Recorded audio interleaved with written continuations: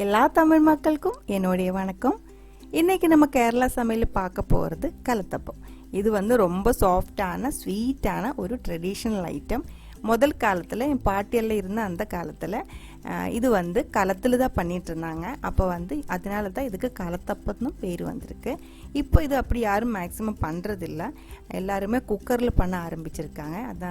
அதுதான் கொஞ்சம் ஈஸியாக இருக்குது. குக்கரில் இது நல்லா இந்த மாதிரி சாஃப்டாக கிடைக்கும். அது எப்படி பண்ணுறேன்னு நம்ம பார்த்துட்டு வரலாம். 1.5 கப்பு அரிசி நான் இங்கே ஊற வச்சுருக்கேன். 4 மணி நேரம் ஊற வச்சுருக்கு. அரிசி எடுக்கும்போது நல்ல குவாலிட்டியாக இருக்கிற அரிசி எடுக்கிறது பார்த்துக்கோங்க. இது அரைக்கிறதுக்கு அது கூட நான் வந்து 1/2 கப்பு வேக வச்ச அரிசி, சாப்பாடு அரிசி 1/2 கப் எடுத்திருக்கு. கூடவே 350 கிராம் வெல்லம். அந்த 1.5 கப்புக்கு தான் 350 கிராம் வெல்லம் எடுத்திருக்கு. இது கூட நம்ம வந்து நெய்யில் ஃப்ரை பண்ணி ஆட் பண்ணுறதுக்கு இந்த மாதிரி ரொம்ப நைஸாக கட் பண்ண தேங்காய், அதே மாதிரி ஒரு 4-5 சின்ன வெங்காயம். இந்த தேங்காயும் இந்த சின்ன வெங்காயம் ரொம்ப நைஸாக கட் பண்ணணும். அப்போ தான் நெய்யில் ரெண்டும் ஒரே மாதிரி ப்ரௌன் கலரில் ஃப்ரை ஆகி கிடைக்கும். அது கூட ஒரு டீஸ்பூன் ஏலக்காய், அது வந்து மாவில் ஆட் பண்ணி கொடுக்கறதுக்கு. இங்கே பாருங்கள், 1/2 கப்பு தண்ணி நான் இப்போ அந்த வெள்ளத்தில் ஆட் பண்ணியிருக்கேன். இது நல்லா கொதிக்கணும். கொதித்து இது ஃபுல்லாக இதுக்குள்ளே கரையணும். இது வந்து இந்த ஒன் ஸ்ட்ரிங் கன்சிஸ்டன்சின்னு சொல்லுவோம் இல்லைங்களா, ஒற்றை நூல் பருவம் அந்த மாதிரி ஆக வேண்டியதில்லை. ஜஸ்ட்டு இதுக்குள்ளே நல்லா கரைச்சா போதும். அது அப்படியே ரெடி ஆகட்டும். அதுக்குள்ளே நம்ம வந்து இங்கே பேட்டர் ரெடி பண்ணலாம். அரிசி 1.5 கப்பு, 1/2 கப்பு சாப்பாடு ரைஸு, எது வேணாலும் நீங்கள் சாப்பிட்ற எந்த ரைஸ் வேணாலும் எடுத்துக்கலாம். 1/2 கப்பு. அது கூட 1.5 கப்பு தண்ணி ஊற்றிருக்கு. ஊற்றி இதே மாதிரி ரொம்ப நைஸாக அரைச்சி எடுத்துக்கோங்க. இந்த மாதிரி தான் இருக்கும், தண்ணி மாதிரி தான் இருக்கும் மாவு. இதோட கன்சிஸ்டன்சி பாருங்கள், ரொம்ப தின்னாக இருக்குது. இதே மாதிரி அரைச்சி எடுத்துக்கோங்க. இதுக்குள்ளே ஆட் பண்ணுறதுக்கு 1 டீஸ்பூன் ஏலக்காய் பவுடர், அது கூட ஒரு 2 பிஞ்சு உப்பு, அது கூட ஒரு 1/4 டீஸ்பூன் பேக்கிங் சோடா. ஆப்ப சோடா தான் 1/4 டீஸ்பூன் போட்டிருக்கு. இது 3 சேர்த்து நல்லா ஒரு டைம் ஹேண்ட் பிளெண்டரில் மிக்ஸ் பண்ணிக்கோங்க. அந்த ஏலக்காய் தூள் வந்து அங்கே இங்கேயும் கொஞ்சம் திக்காக இருக்கிறதுக்கு சான்ஸ் இருக்குது. அதனால் நீங்கள் இந்த மாதிரி ஹேண்ட் பிளெண்டர் வச்சுட்டு ஒரு 2 நிமிஷம் நல்லா மிக்ஸ் பண்ணிக்கோங்க. இப்போ வந்து நம்ம வெல்லம் அங்கே கொதிச்சிட்டு இருக்கு. அது நல்லா அது வந்து மெல்ட் ஆனதுக்கப்புறம் அது சிம்மில் வச்சுக்கோங்க. அது சூடாக தான் நம்ம இதுக்குள்ளே ஊற்ற போகிறோங்க. பாருங்கள், இப்போ இது வந்து நல்லா மெல்ட்டாக இருக்குது. நான் இப்போ இது சிம்மில் வைக்கிறேன், ஆஃப் பண்ணல, சிம்மில் வச்சுக்கலாம். அதுக்குள்ளே இங்கே பாருங்கள், குக்கர் எடுத்துருக்கு. குக்கர் நான் வந்து ஒரு 4 லிட்டர் குக்கர் தான் எடுத்துருக்கு. நல்லா சூடானதுக்கு பிறகு அதுக்குள்ளே 2 டீஸ்பூன் நெய் நல்லா சூடானதுக்கு பிறகு சின்னதாக கட் பண்ணி வச்ச அந்த தேங்காய் அது போட்டு கொடுத்துடலாம். முதல்ல வந்து தேங்காய் போட்டுருங்க. அது ஓரளவுக்கு ப்ரௌன் ஆனதுக்கு பிறகு அந்த சின்ன வெங்காயம் கட் பண்ணி இது போட்டுடலாம். அப்போ வந்து ரெண்டும் ஒரே மாதிரி ஃப்ரை ஆகி கிடைக்கும். இப்போ இந்த தேங்காய் ஃப்ரை ஆகட்டும். அதுக்குள்ளே இங்கே பாருங்கள், இது நான் ஆஃப் பண்ணி கொடுக்குறேன். இந்த வெல்லம் வந்து நல்லா மெல்ட்டாக இருக்குது. இப்போ அது ஆஃப் பண்ணிடலாம். அந்த பேட்டருக்குள்ளே ஊற்றும் போது பார்த்துக்கோங்க, ஒரு கையில் மெதுவாக ஊற்றிடுங்க. அதே மாதிரி இன்னொரு கையில் அந்த ஹேண்ட் பிளெண்டர் வச்சுட்டு ரொம்ப ஸ்பீடாக மிக்ஸ் பண்ணி விட்டுக்கோங்க. அந்த வெல்லம் வந்து சூடாக இருக்குது. இந்த பேட்டர் வந்து ரொம்ப கோல்டாக இருக்குது. அதனால் ஊற்றும் போது ஒரே மாதிரி ஊற்றதுக்கப்புறம் மிக்ஸ் பண்ண போனால் நம்ம பேட்டர் வந்து வெந்து போயிடும். அதனால் அப்படி பண்ணாதீங்க. ஒரு கையில் ஊற்றிட்டே இருங்க, ஒரு கையில் வந்து ஸ்பீடாக மிக்ஸ் பண்ணிட்டுருங்க. இப்போ வந்து அந்த பேட்டர் வந்து கொஞ்சம் சூடாக தான் இருக்குது, அப்படி தான் வேணும். அதுக்குள்ளே இங்கே பாருங்கள், தேங்காய் வந்து ப்ரௌன் கலர் ஆயிடுச்சு. அதுக்குள்ளே நான் இப்போ அந்த வெங்காயம் கட் பண்ணிதும் போட்டு கொடுத்துருக்கேன். அது வந்து சீக்கிரம் ஃப்ரை ஆகிடும். அதுக்கு தான் நம்ம முதல்ல பேட்டர் ரெடி பண்ணி வச்சுருக்கேன். இது நல்லா சூடாக இருக்குது. இங்கே பாருங்கள், அதோட கன்சிஸ்டன்சி பாருங்கள், ரொம்ப வாட்டரியாக இருக்குது.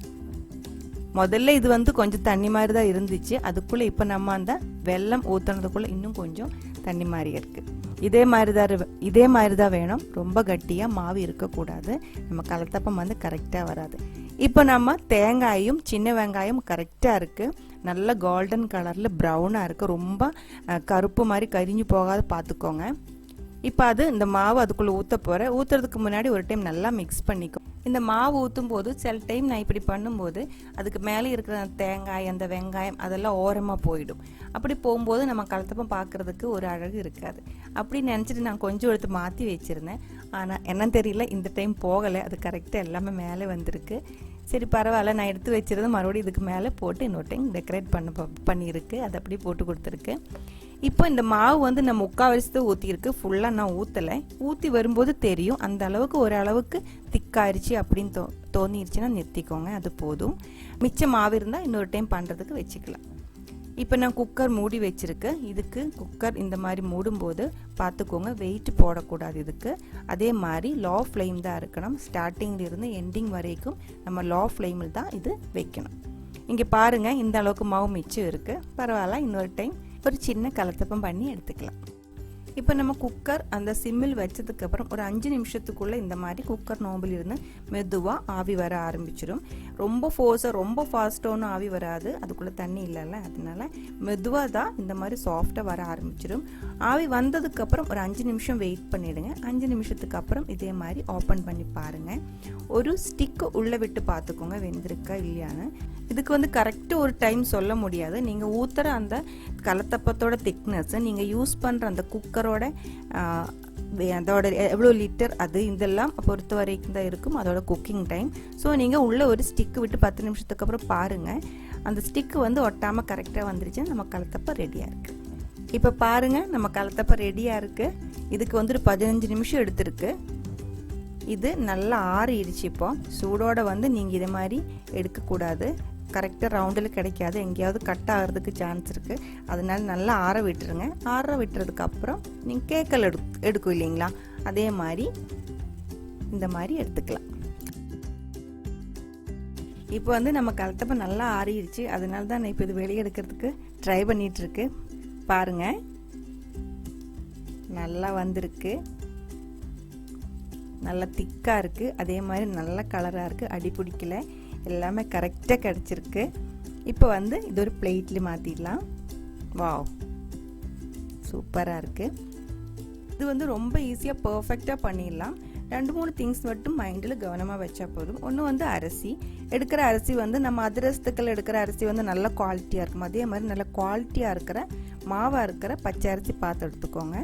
இன்னொன்று வந்து சர்க்கரை, வெல்லம் எடுக்கும்போது கொஞ்சம் டார்க்கான சர்க்கரை எடுத்தால், வெல்லம் எடுத்தால் இந்த கலத்தப்பம் வந்து இன்னும் டார்க்காக கிடைக்கும். உள்ளே வந்து கட் பண்ணும்போது இது வந்து கொஞ்சம் மஞ்சள் கலராக இருக்குது, அதனால கட் பண்ணும்போது உள்ளேயும் கொஞ்சம் மஞ்சள் கலராக இருக்கும்.